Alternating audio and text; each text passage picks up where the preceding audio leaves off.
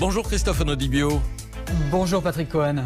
Directeur adjoint de la rédaction du Point, vous venez d'interviewer Woody Allen à la veille de la parution en France de ses mémoires, ce livre qui a failli ne pas sortir parce que sa maison d'édition américaine a cédé aux protestations de ses employés. On va y revenir. Mais d'abord, elles sont comment ces mémoires ? Je trouve ça extraordinaire. C'est vraiment lui, c'est sa voix, c'est tout à fait romanesque, un roman d'initiation, c'est toute sa jeunesse, ses débuts jusqu'à aujourd'hui.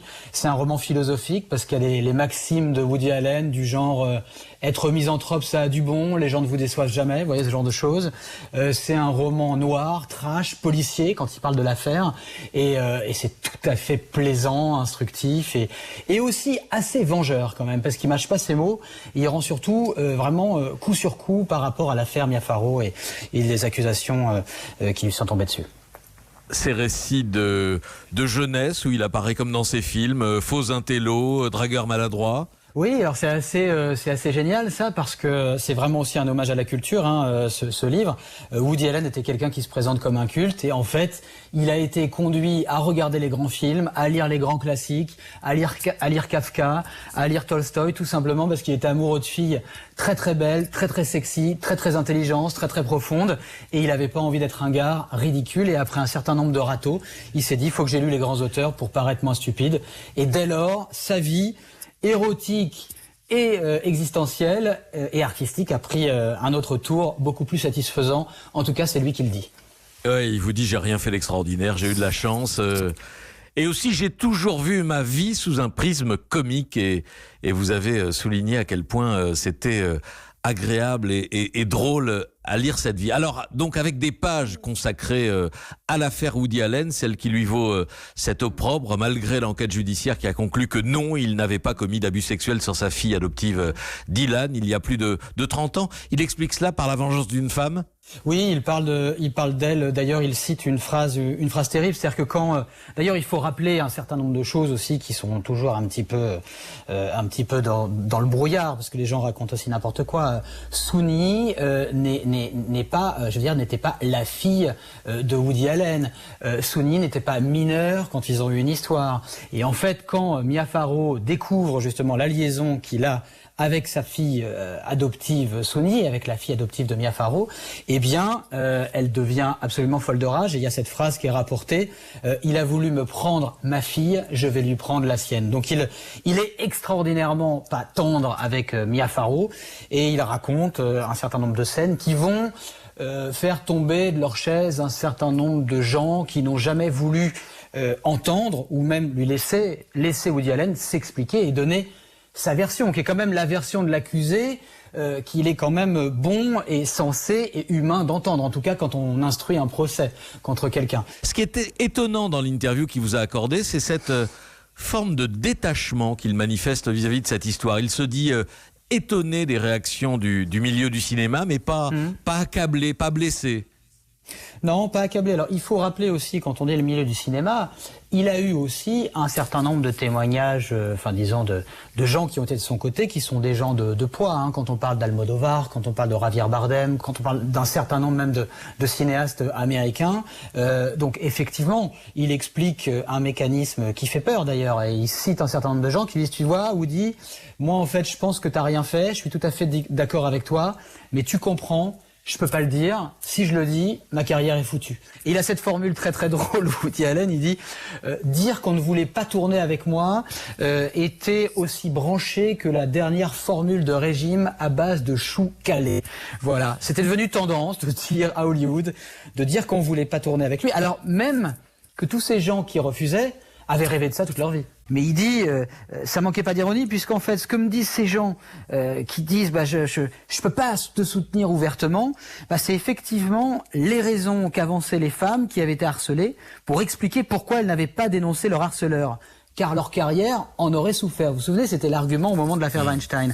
Donc il est très, vous avez raison, non pas détaché, parce qu'on sent quand même qu'il a accusé le coup, mais d'une part, il est très heureux, en ménage, avec Soon-Yi, avec ses filles. Il est plein de projets et il est lucide. Et ça, c'est assez, d'ailleurs, assez tragique, je trouve. Moi, c'est ce qui m'a surpris quand je l'ai au téléphone, c'est que il se fiche totalement. Alors après, c'est peut-être une pause aussi, mais de la postérité. Quand je lui demande, mais est-ce que finalement c'est pas gênant pour la suite qu'on retienne de Woody Allen à la fois les films, mais aussi ses accusations qui certes ont été tranchées par la justice, mais qui continuent à ressurgir. Il dit, je me fiche totalement que la postérité retienne de moi que j'étais un grand cinéaste ou un pédophile. On peut dire que je suis un serial killer ou un braqueur de banque. De toute façon, mes films, ils sont faits. Shakespeare, on a beau le fêter comme un roi, etc. Shakespeare, il est mort, moi je serai mort. Et il a cette expression qui est terrible. De toute façon, la chasse d'os tire pour tout le monde. Et puis après, il varie un peu dans l'expression, c'est un peu plus poétique. Les lumières s'éteignent et de toute façon, on n'est pas là pour le voir. Et il pense, c'est son regret, son plus grand regret, ne pas avoir fait de grands films à l'image de ceux qu'il admirait quand il était adolescent ou jeune adulte. D'ailleurs, c'est là où il y a de la nostalgie, c'est sur la culture dominante qui a envahi nos écrans, sur l'effacement du cinéma d'auteur. Truffaut, Resnais, Antonioni, Kazan, tous les types que je voulais impressionner quand j'étais plus jeune sont tombés dans l'abîme qui semble s'ouvrir devant nous, écrit-il.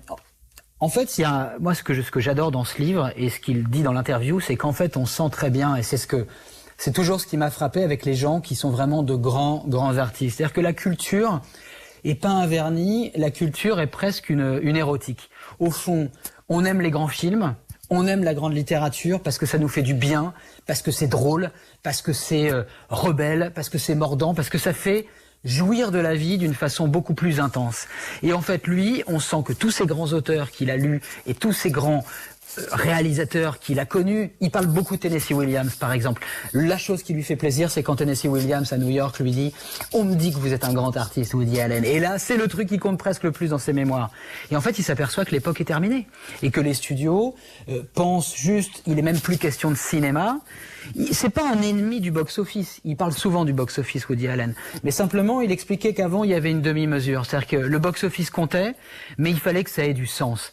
Et il dit aujourd'hui, il parle d'un abîme qui attend le cinéma, on est déjà un peu dedans, qui fait qu'on veut du profit à court terme, on veut que le box-office, et le cinéma n'est plus un événement.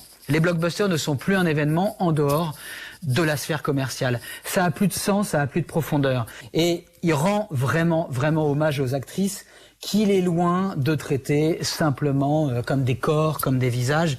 Diane Keaton, portrait formidable. Donc c'est à la fois lucide, mais quand on lit ça et quand on lit le livre, on n'a qu'une seule envie, de créer, de faire des films, de faire des livres.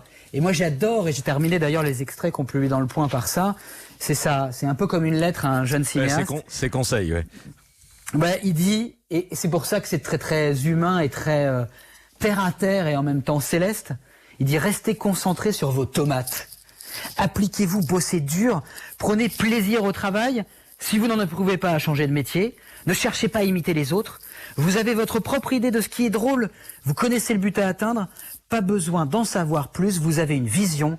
Efforcez-vous de la concrétiser. Merci beaucoup Christophe Onodibio. Votre interview à lire dans le dernier numéro du Point et les mémoires de Woody Allen. Rappelez-moi le titre, c'est Soit dit en passant. Soit dit en passant, ça sort le 2 juin, donc il faut encore patienter. On peut le lire en anglais déjà. Je voudrais juste dire un petit mot, juste un petit mot sur l'éditrice américaine. Oui. Janet Seaver, qui a contre vents et marées décidé de publier ce livre et qui le fait aussi par fidélité envers son mari Dick Seaver, qui est l'homme qui a publié en fait les plus grands infréquentables. Et elle l'a dit, moi, quand on m'a dit que Woody Allen ne pourrait pas sortir son livre, je suis monté sur mon cheval et je suis parti à la guerre. Et en fait, si ce livre sort, c'est aussi grâce à elle, chez Arcade Publishing. C'est une dame qui a 80 ans et qui a envie de combattre pour qu'au moins on puisse entendre la parole de ceux qu'on veut faire taire. Merci à vous Christophe Onodibio, merci.